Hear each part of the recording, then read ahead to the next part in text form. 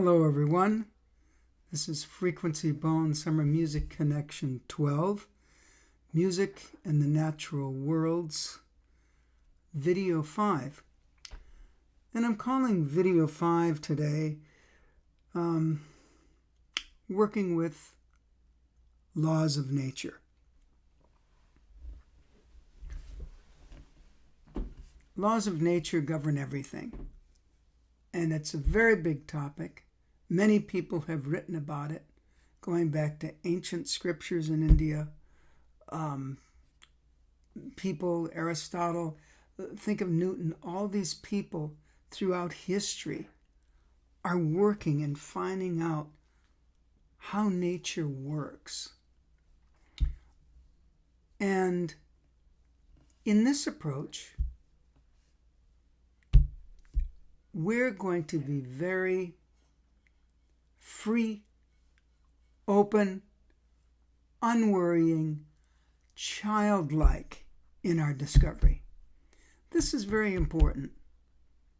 This whole aspect of letting yourself be full of wonder and full of discovery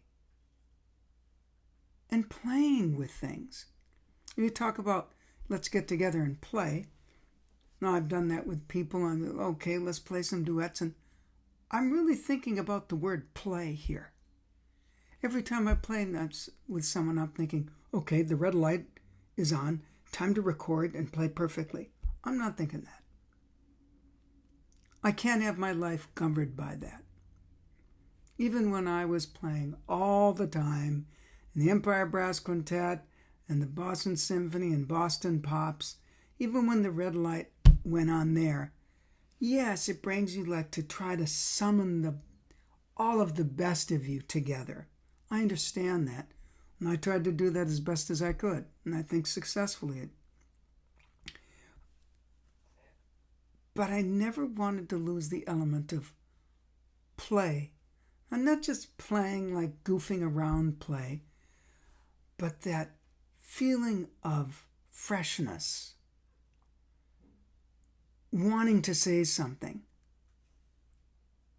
And if it was a serious, very serious part, I would play my part in the theater production, so to speak. So play has a spectrum of meaning, doesn't it? So we're going to look at some of the laws of nature at play, because they're at play all the time, meaning they're always active, never asleep. So let's jump right in. And this might take some working on people's parts to let themselves be free of, do I have the right answer? Do I have the wrong answer? If you want to discover, it's been my personal experience, that stuff needs to be put on one side. All this right and wrong has to be put on one side in order for something to evolve that's natural. It's very, very natural and organic. So one of the things I think is important is when you're going to go on your nature walk, however you want to call it, right? Is that you tell yourself that's what you're going to do and try to leave some of the daily worries behind. Just leave it behind. Hey, puppy, you're not a worry. And just leave some of the day-to-day grindy stuff, worries, if you can. And I really encourage that. Just start saying, I want to leave you behind. I want to leave you behind.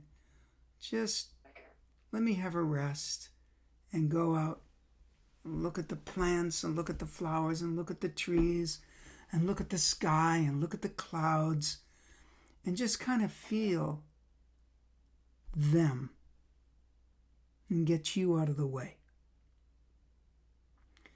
So that's an important step, and that might take practice. Actually releasing yourself from all the other stuff. You might find certain sounds or certain rhythms or certain melodies that'll help you do that. So already what we're doing is working with the laws of nature. That's right. If we can change where our mindset and emotions and our physiology is at, we can, number one, see that we have a little control over this situation more than we think.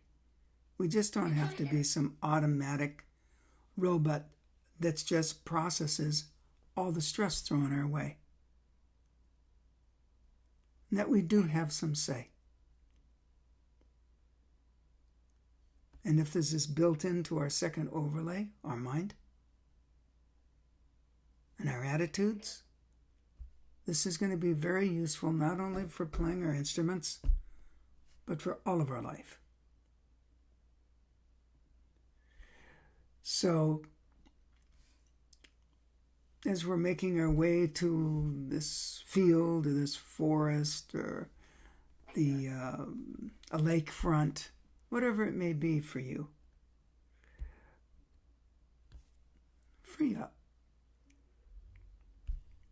And sometimes for me, just looking up in the sky can free me up. Looking at the beauty of something can free things up and try to get in tune with it. Perhaps sometimes it might bring up some emotion in the midst of something that is what it is and isn't any different in itself and doesn't try to be different.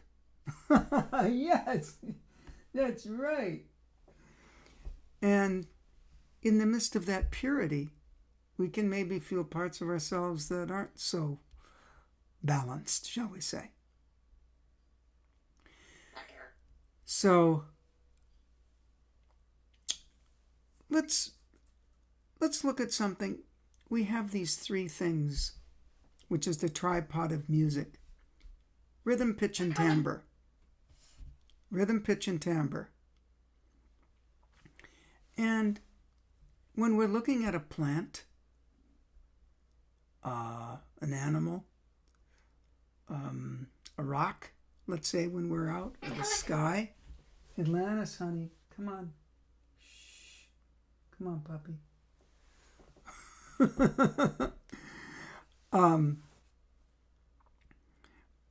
We're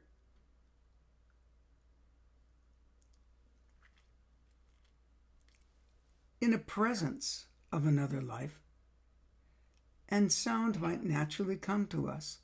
Rhythm might come to us. Pitch might come to us. So when you're looking and being with these lives, see if a sound wants to come out of you. A sound out of your mouth. Okay? So see if a sound, see what kind of a pitch wants to come out. Perhaps there's a series of them. Perhaps there's a tune. Perhaps there's a rhythm. Perhaps even it's a posture or a movement. This might give you an indication of what this life is doing to you by what comes out of you.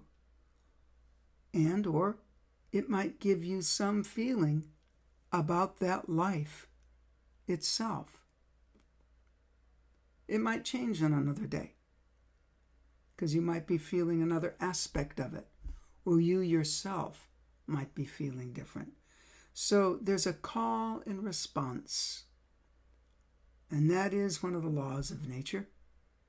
All the times there's a call and response. It's not always a vocal sound and response. Okay? A human being lets off carbon dioxide. The tree takes it. Plants take it. And they let off oxygen, and we take it. There's all this reciprocal movement and working with all the time. Okay? It's a real ensemble in its own way. It's a whole different environment. And so, for example, you might look at a certain vine, and there's many vines out there. Some might be a little poisonous, like poison ivy, okay, which isn't just a little poisonous. And there might, even if it is, there might be certain shapes that attract your attention, okay?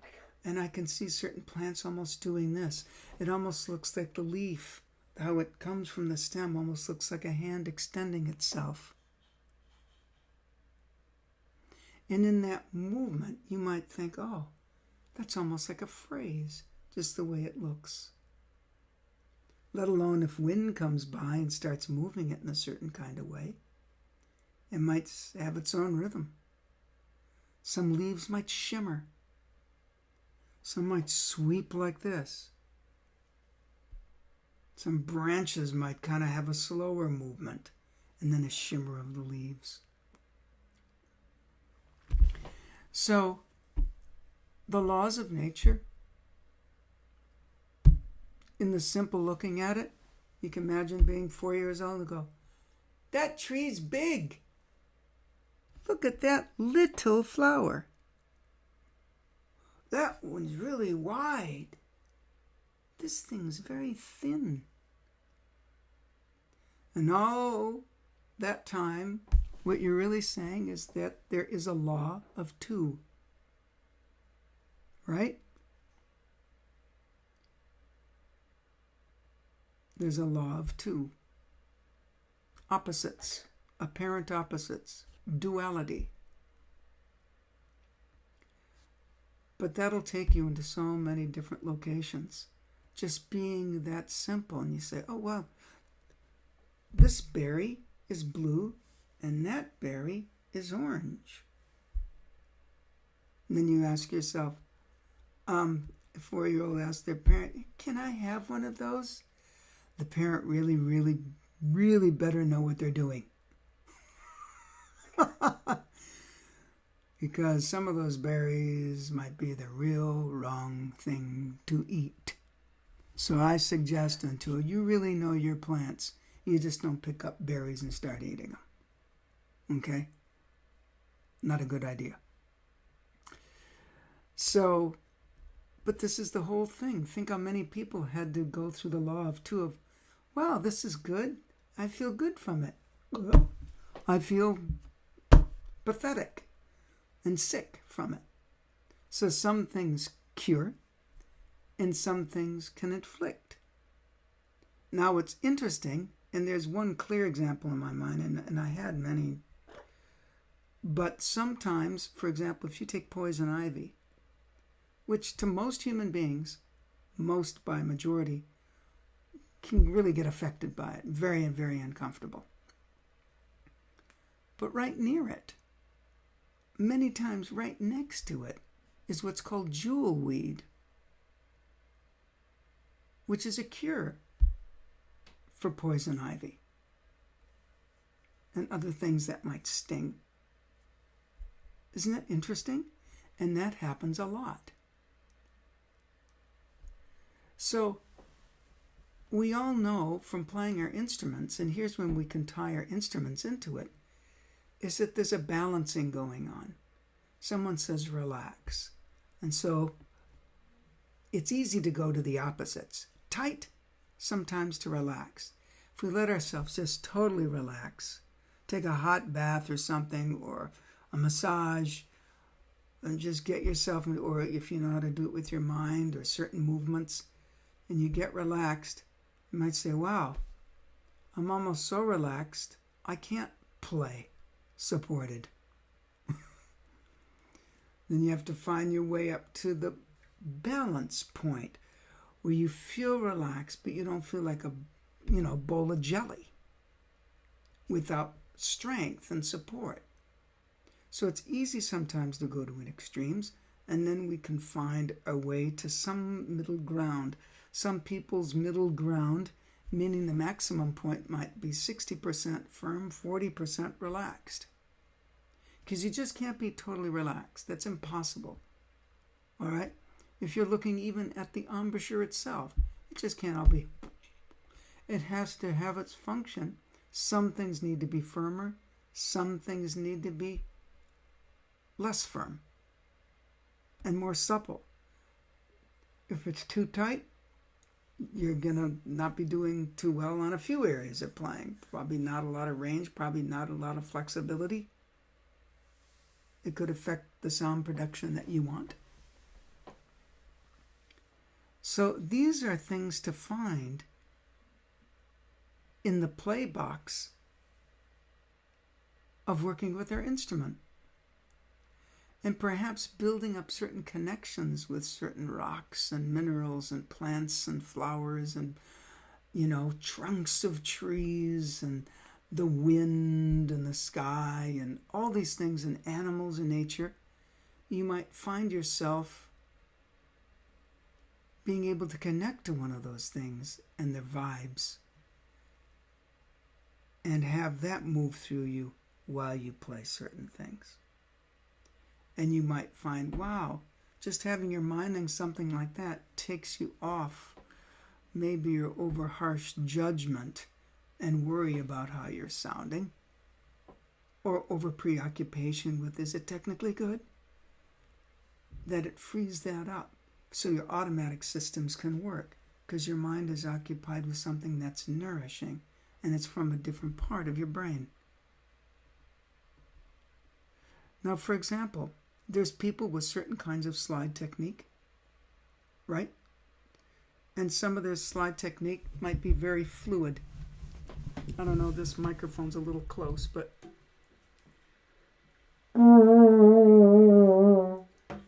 very, very kind of fluid, watery.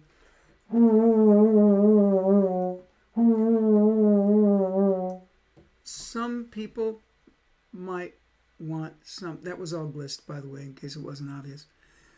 Other people might want something that's more notched. And if you look at certain leaves have little points going all around them, very, very cleanly delineated. And some people might like that better.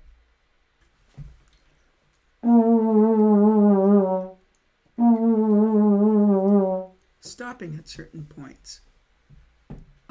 Really, really cleanly stopping. Other people can make that stop point because, for example, if that was going to be articulated, they'd know where to put their tongue in relationship to that movement.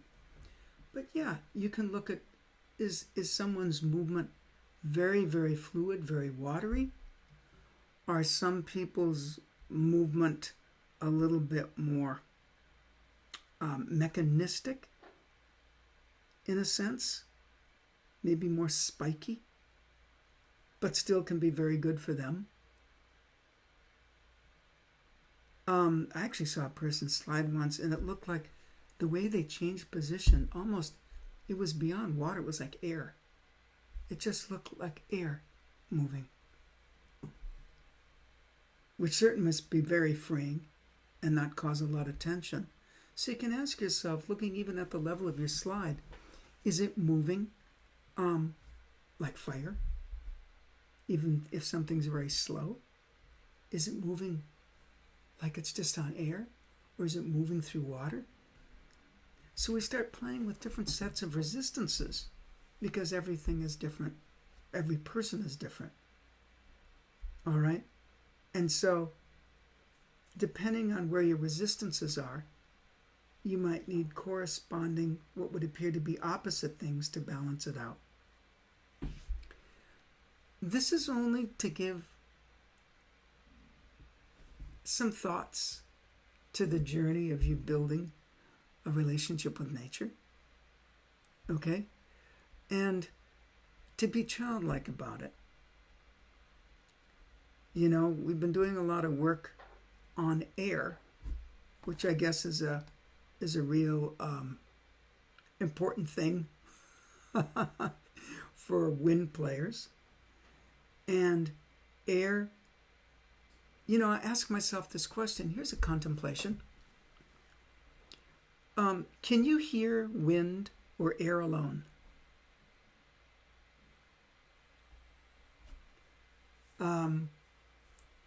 Or is it playing different instruments?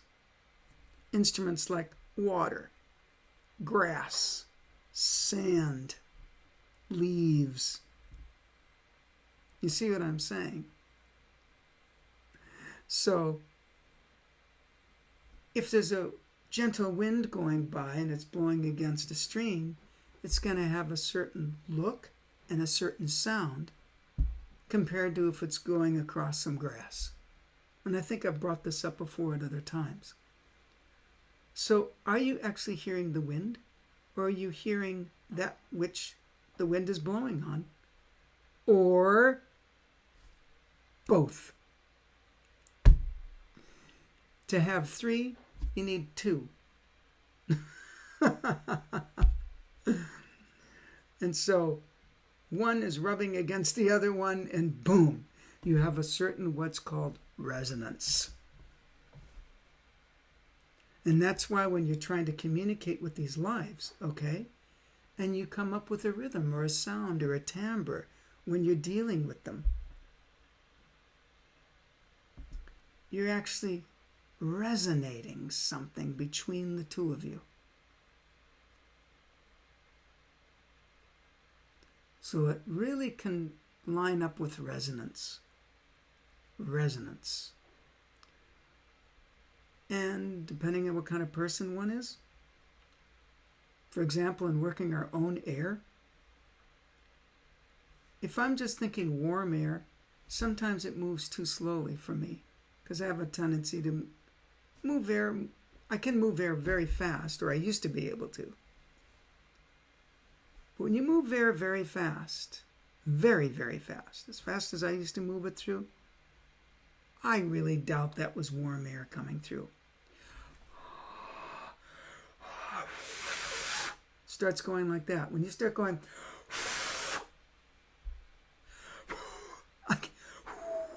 it's very hard for me to do that with a lot of warm air. However, on the trombone, if I think warm air, but I think of my warm air, which naturally moves slower than cooler air, but if I think it moving quickly, it's a good result in terms of certain sonic aspects and not letting go. And at the same time, what I mean by not letting go, not letting the sound get limp. Because if you look in nature, when you see a lot of limp things, guess what that's usually saying? It's dead.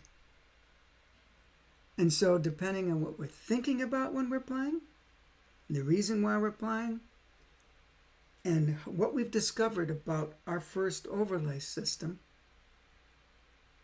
and that discovery is made in our second overlay. Then we have a lot more choice, a lot more connection, and a lot more possibilities. So I hope this gives some food for thought. Okay? And more on this on another video.